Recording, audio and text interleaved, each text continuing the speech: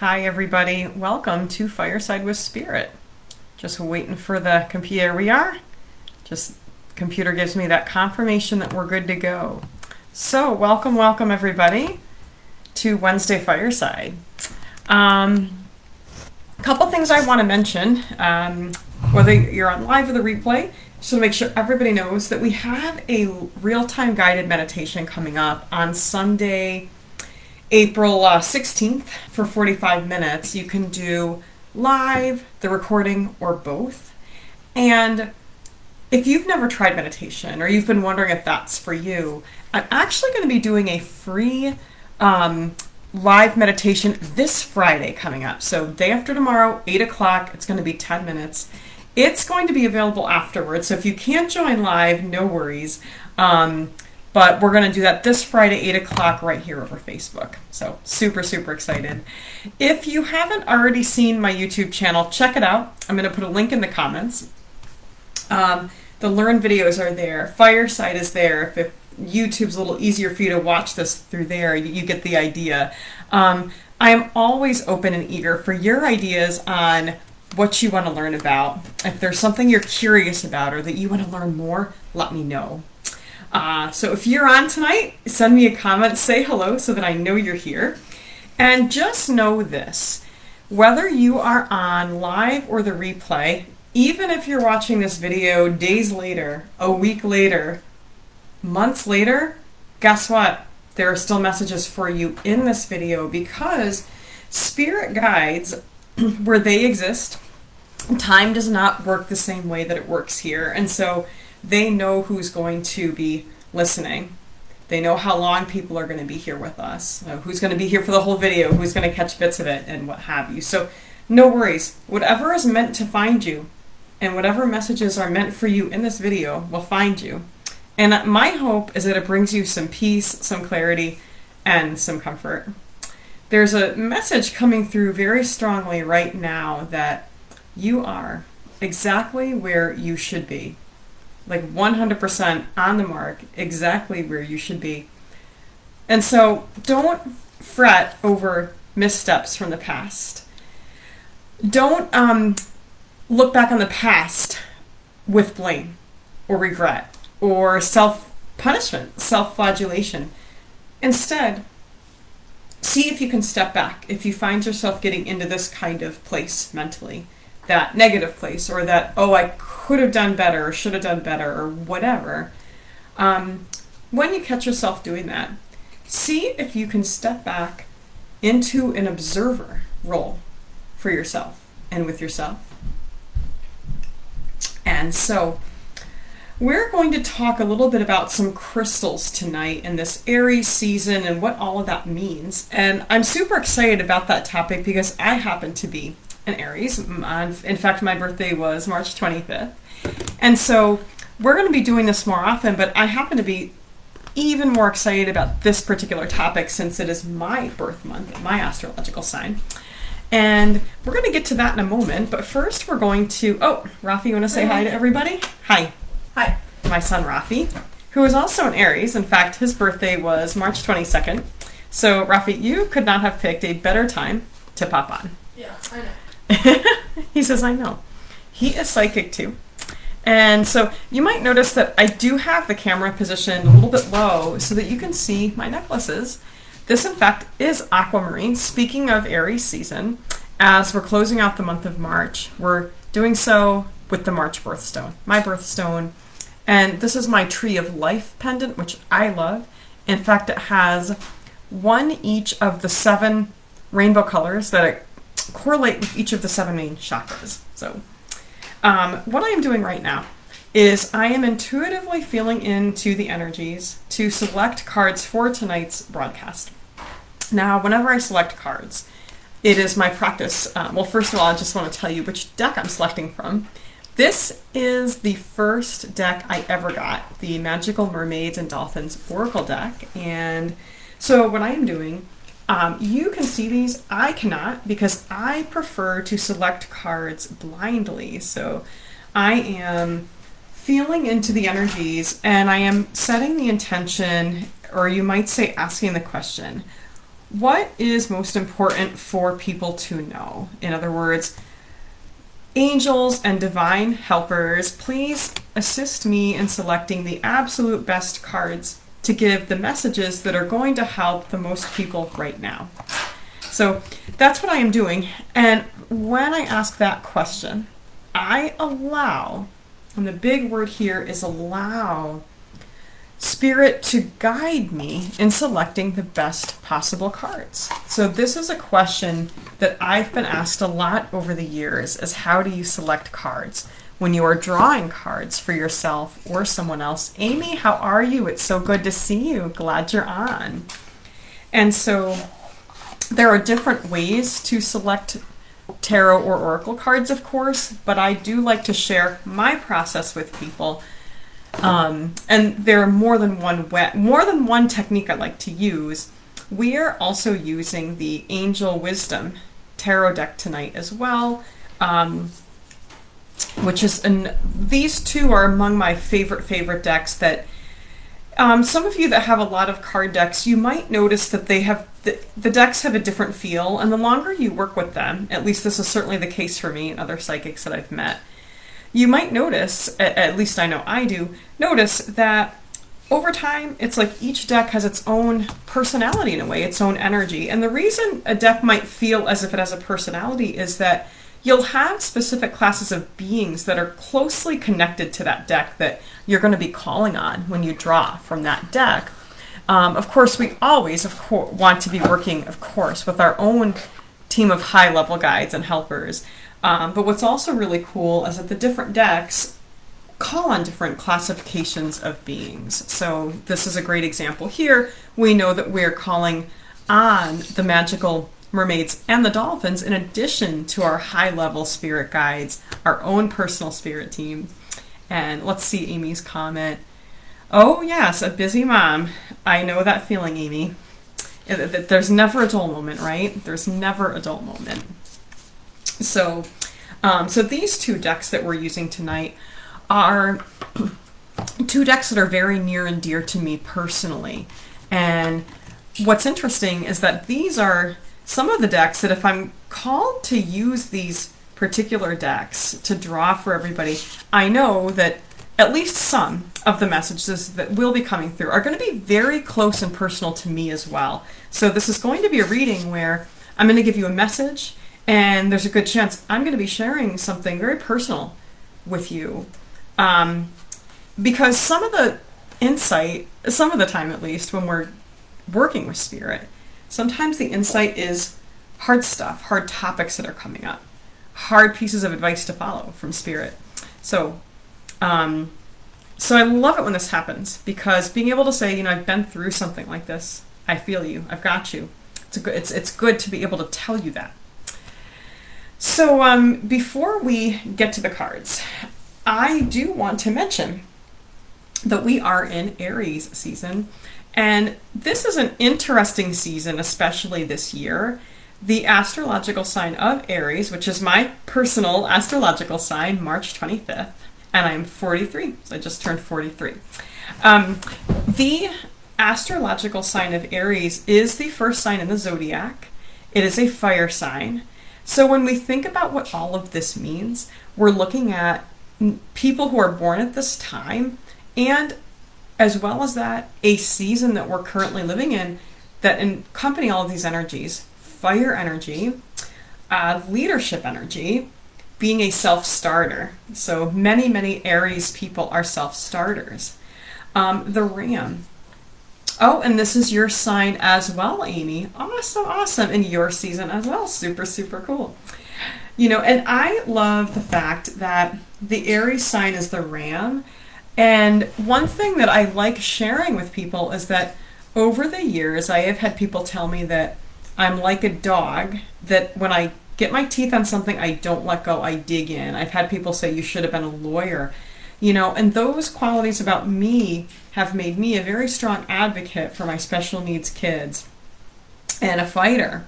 And my life has given me a lot of tough causes to fight for. So I've been fighting for the correct side, for justice, for our rights, one reason I was born under the Aries sign.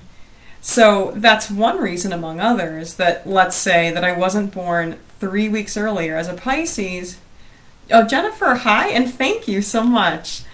Pisces tends to be more go with the flow, and none of these are good or bad. None of them are better or worse than the others, but these are just some differences.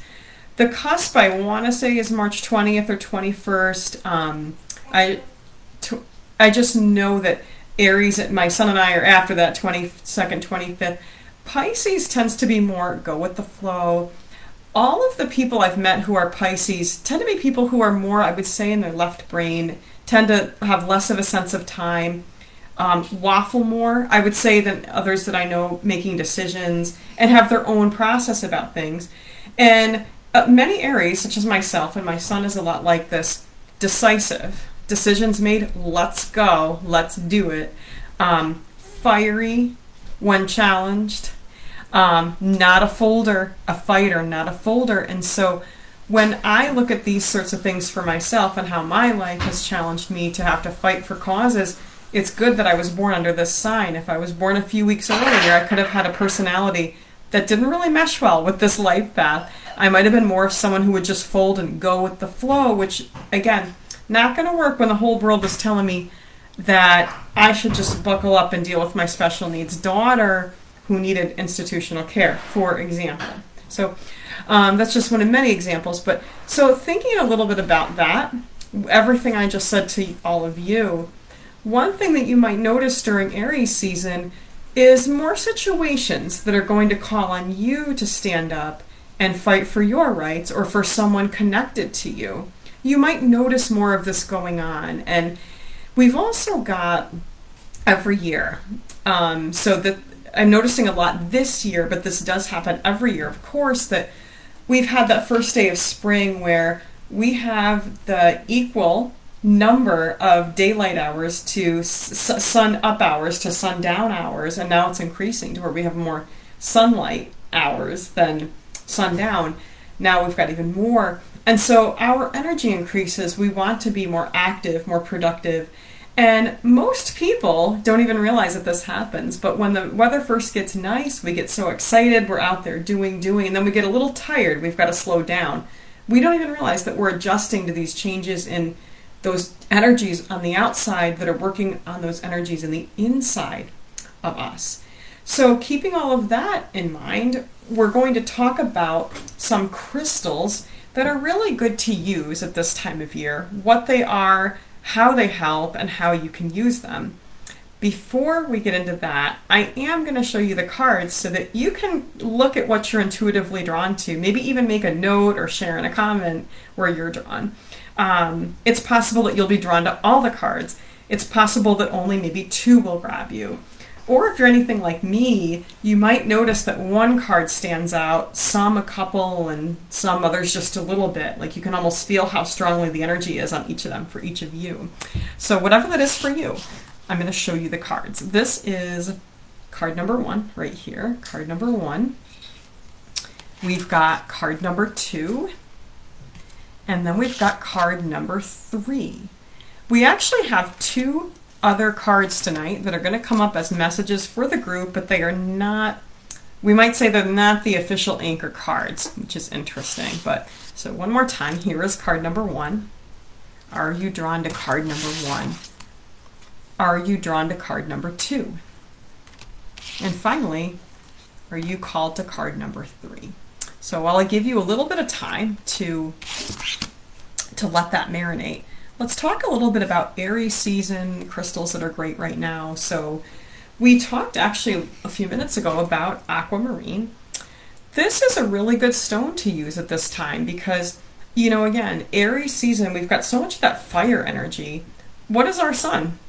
It's a star. It's made of fire. There's more of that energy working on us right now. Aries is a very fiery sign that we're in. So we've got all that fire energy naturally in our planetary environment, right? So aquamarine, with the word aqua right in it, is a good watery stone to balance that out. And One thing that I like to explain is people that are made up a lot of the fire element, which I'm a great example of it. Again, being born into the sign of Aries, and my soul is just made up of a lot of fire energy. Water is usually, for me personally, the element that can get a little blocked. Although that's not uncommon with fire signs in general, especially with Aries and Sagittarius.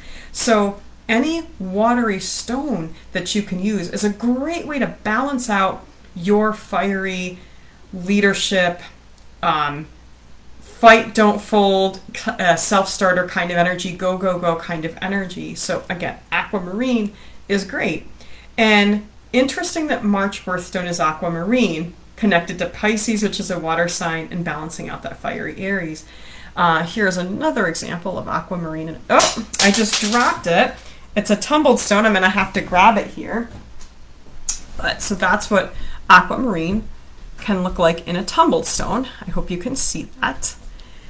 Another great stone that has very watery properties to it is fluorite. Fluorite comes in a lot of different hues. This is my favorite. It's sort of a tealish, greenish, bluish. Actually looks a lot like aquamarine, but it runs from different variations of that bluish green to purple. I've always been drawn to the bluish green fluorite. Again, it has a lot of that watery property to it. Now, the difference we might say between aquamarine and fluorite as far as how the energies are going to affect us and our environment, let's say your home or your office, aquamarine tends to have a quieting down effect, sort of a calming effect. Fluorite has a balancing and amplification effect. If you can picture a river, and let's say the river needs to be adjusted a little bit and the crystal has the power to do it. Let's say your river needs to flow larger and faster and more strongly. Fluorite is going to do that. If this might sound funny to some of you, but if you're stopped up, you're constipated, in addition to other things you might do for that, fluorite is a great stone to have around you. So aquamarine, if you can picture a river that's maybe flowing a little too slowly or just needs a stronger current, or the other way around, my apologies, that's what fluorite will do, is it will pump up that river. Let's say you have a river that's flowing a little too fast. Women who have too heavy of a flow each month, aquamarine is a great stone for you. It's going to help slow down any flow in your body. And again, that's just an example. That can apply to other things. If you sweat too much, aquamarine is a great stone to have around you, in addition, of course, to things that you might do for that condition that you might be dealing with. Joanne, how are you tonight? So just one more time, guys, for anyone who might have just joined or might be hopping on, this is card number 1, so you can see where you're drawn. Here is card number 2, and then finally here is card number 3 for tonight. And so we just talked about 2 stones that are very watery in nature. And in fact, if you can only have 2 stones during all of Aries season, if you can only get 2, these 2 would be the best ones to pick. In addition to those, anything that is fiery in properties or color, in fact, the best stone this season, not just for my own personal, but this is a new one that I got. There is a shop in Brewster, New York called Synchronicity. And I think it was very synchronistic that I found the place when I did. This, if you notice the orangey color, like a fiery color, this is actually golden azeztulite. And this is a new one. You can use this during meditation.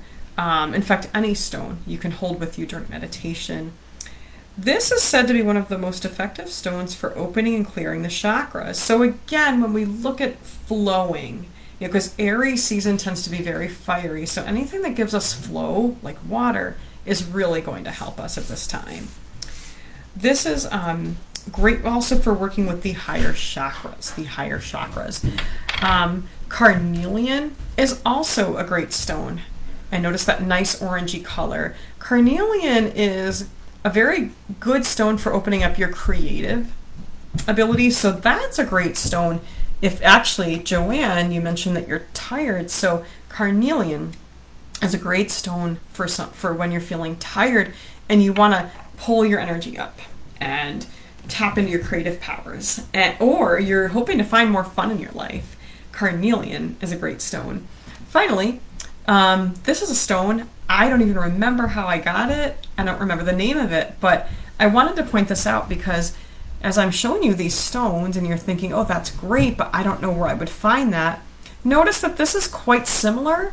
So I'm teaching you tonight about, we've talked about aquamarine, fluorite, golden azeztulite, and carnelian. But let's just say you looked at one of these and you said, boy, that's great. And you go to a shop and they have something that looks a lot like it, but it's not the same thing. That is okay, especially if you are intuitively drawn to that stone. That's the biggest thing of all. And that's what I like to suggest to people when you buy crystals for yourself is pick them up if you can, see which one feels the best in your hand. If you're in person, if you're online, I even suggest that you pull pictures of the crystals up and hold your hand, just like I'm doing now, close to the screen, because you will be amazed at how much you can feel the energy of that crystal. And so finally, 2 additional stones, and it's okay if you don't have all of these, but the most important thing would be if you can get yourself a crystal that is water-like in appearance and nature, and orange or fiery-like. That would be the best things to get one of each of those. And then in addition to that, again, you don't have to do all this at once, but peacock ore is great because it's great for grounding and uplifting at the same time.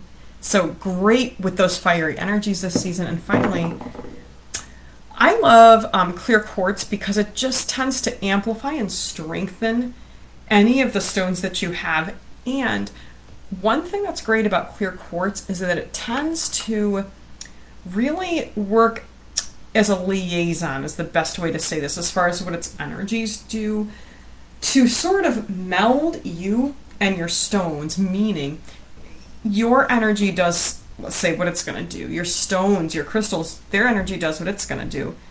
That clear quartz is going to take the best properties of each, calm down the properties that maybe aren't needed, and blend those energies together. So it does a lot of great things. And I think that is one of the reasons that clear quartz so often is, in fact, the center or focus stone on a lot of crystal grids that you'll sometimes see. I think that's one of the reasons. And it's almost like the leader stone. It sort of gets everyone working together, we could say.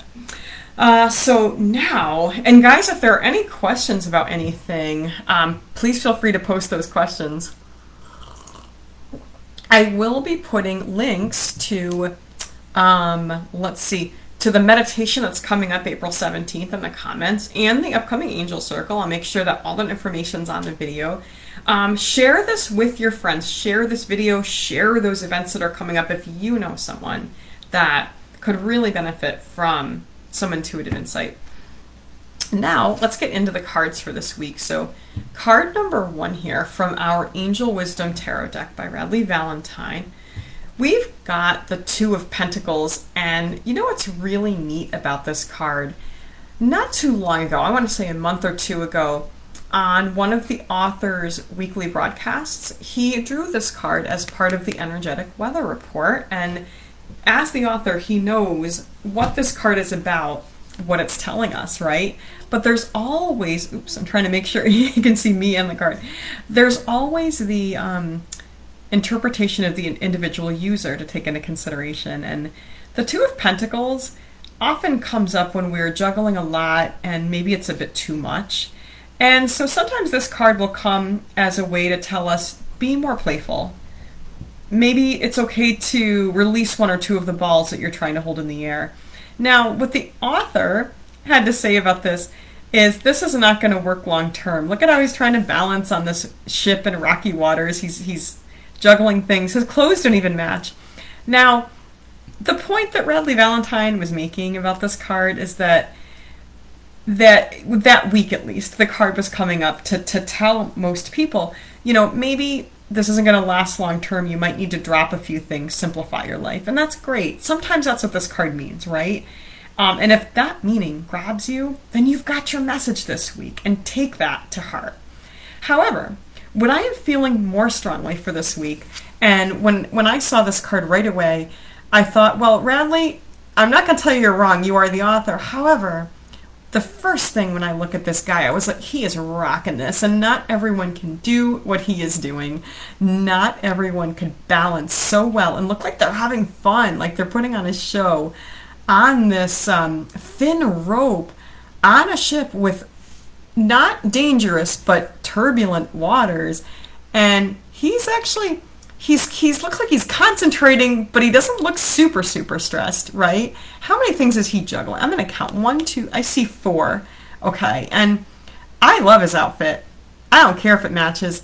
And when I looked at this, the first thing I said was, sometimes my clothes don't entirely match. And I said, that man is me. And I said, I have been a single parent for a very long time. And this is what I encourage you to do, is whenever you see a card, you look at the picture or you read the words and look at what's going to jump out, because when you're connected, you're going to know what is for you, just as I did. Because what grabbed me right away was the fact that he doesn't really, if you really look at everything he's dealing with, it looks like it's fairly easy for him, right? And my life has been like that for a very long time. As a sole parent of two special needs kids, running a business with multiple facets to it, a lot of people don't even realize how difficult my life has been. And when you first look at this guy, if you look at him, you might think that's not so bad. But then you look around him and you're like, wait, what he's doing isn't easy at all, right? So what in that grabs you? So that's the question. Out of everything I just told you that's coming up out of this card, what grabs you? Is it the rocky waters? Maybe not life-threatening, but turbulent waters. Is it the fact that he's juggling four different things? Two of them are clocks. We had a message earlier about how Pisces, some Pisces tend to be folks who seem to have less of a sense of time, lose track of time. I don't think he can afford to. Okay, I don't think he can afford to. And it's interesting when I'm looking up at him again, he looks young. To me, his face looks as if he just a few minutes ago was like, I can do this, I've got it. I'm not sure if I've got it. Does that resonate with you? What resonates with you? Finally, I'm going to read you what I'm guided to read you. I'm not going to read you everything on here. I'm going to read you the first and last sentence. Working too hard. Uh-oh. Multiple jobs. Balancing the budget. Maybe you need to cut yourself a break. Maybe you have a budget that's really hard to balance. Maybe you need to cut yourself a break. All right, guys. So, and you know what? If something resonates with you, share that with us. Share that with us if something really jumps out for you, whether you're on live or the replay. Aquamarine. I'm just going to hold this up again with the blue and I said earlier that aquamarine tends to be sort of a quieter stone, we might say, than say fluorite. It doesn't stop the flow of the current of the river, but it might slow it down. It might make it a little smaller, a little quieter. So if you think of the property of aquamarine, we're looking at a well-flowing but a quiet river, not a loud, raging river. So not like the water we saw on the Two of Pentacles. Look at the difference in the water with card number 2, our Queen of Swords, even though I'm in the suit of cups. But the minute I drew her Queen of Swords, this always happens with this particular deck. Whenever I draw a queen from this queen from the deck, it feels like swords. And I believe the reason I feel this every time I use this deck, to me, with this deck of cards, the suits of swords and cups, I often get them confused. It's not because I can't read. It's not because I'm not looking at the cards. It's because I feel strongly of the way that Radley Valentine designed this deck beautifully, both the vision, the artwork, and the meanings. You know, the Queen of Cups is someone that tends to give too much and may put their own needs last, caring for others. And she may seem like the selfless, wonderful person. But on the flip side of that, we could think of the Queen of Swords as someone who's a little cold, jaded, and tough. We might think they're the opposite, but they're more similar than we may realize. Maybe the Queen of Swords, who seems stoic and is nobody's fool. Maybe she started out as the Queen of Cups, and people took advantage of that. And maybe she's a strong enough woman that, as the old saying goes, fool me once, shame on you. Fool me twice, shame on me. But I feel that deep down, the Queen of Swords has always wished she could have simply remained the Queen of Cups. Someone who had an open heart, trusting, and was always putting the good of those around her first when she would make decisions that affected others. Let me take a look at Joanne's comment. I just spent 3 days dealing with my ex's medical issues, emotionally exhausting. I'm so sorry to hear that, Joanne.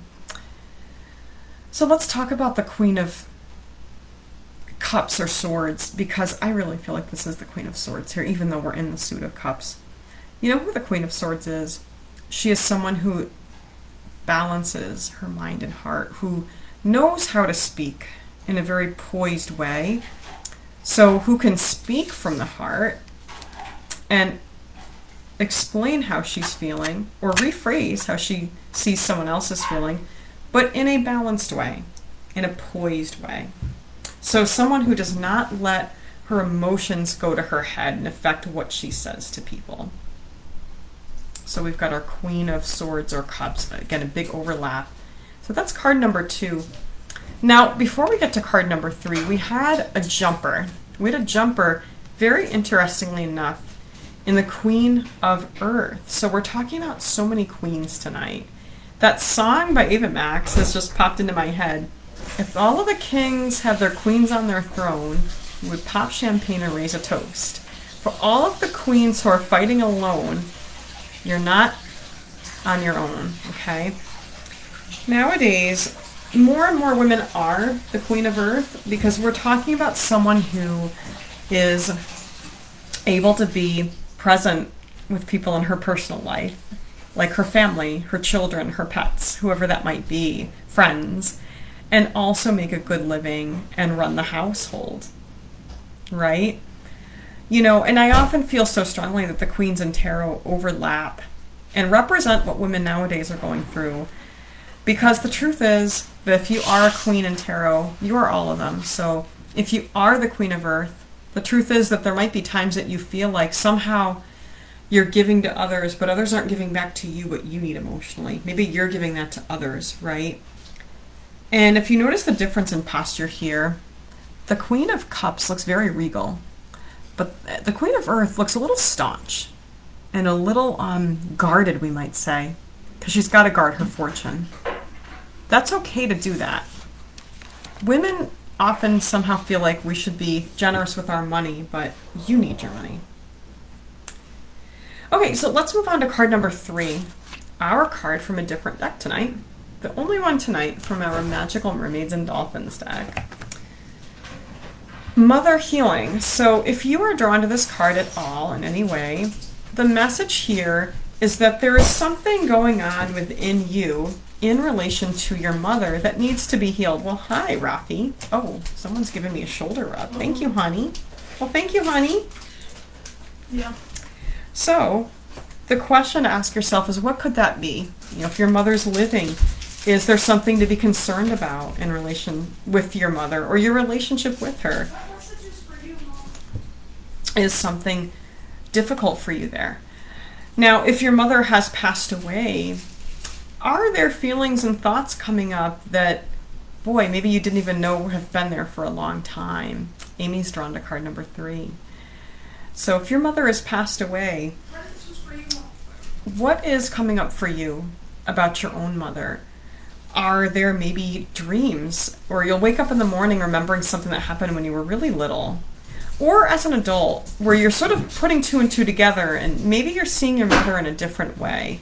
thinking to yourself, boy, I never realized that maybe she was dealing with this or she was going through that.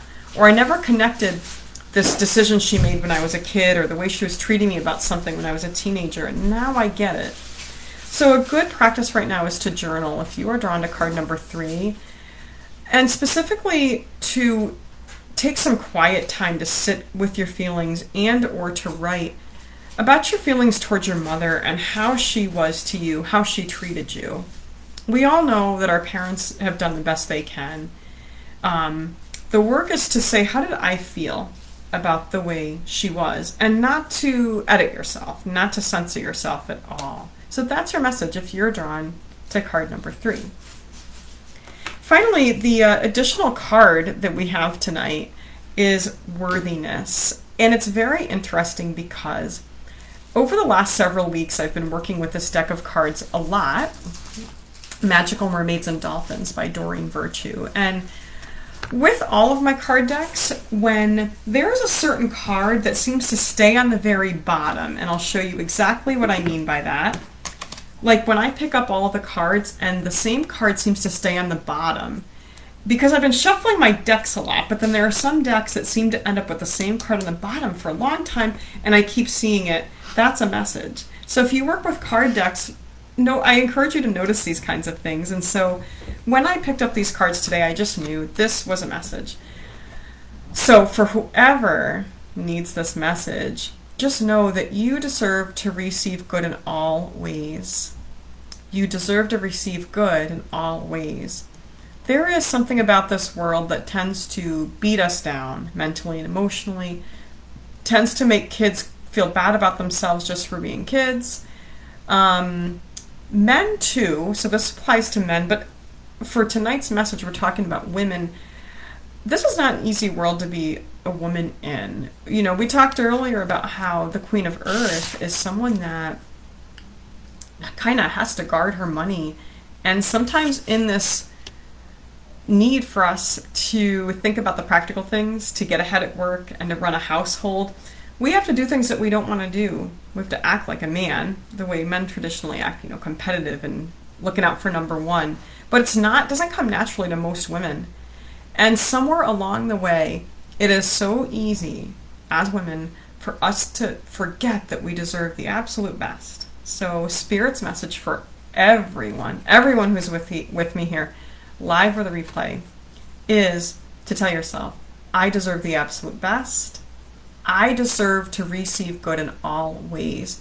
Repeat that to yourself over and over. Make it a mantra. Make it an affirmation. I deserve to receive good in all ways. So I feel like that is just a beautiful message to wrap up Fireside tonight, guys. Thank you everyone so much for being here. I hope you've gotten something of value from this. I hope you've gotten peace, clarity, or whatever it is that you were looking for tonight. And I hope some of you can join me this coming Friday, which is going to be March 31st, so the last day of Aquamarine season, for a brief meditation. It's going to be 10 minutes, 8 o'clock this Friday. I'll put up some reminders over Facebook and Instagram. But even if you can't join live, the replay will be available. And it's a great sort of way to try out a meditation with me. If you've been thinking about joining one of the longer meditations, try this free 10-minute meditation. See how it sits with you. See how it helps you. See how it changes you. Everyone, in the meantime, be well, stay connected with your angels, and namaste.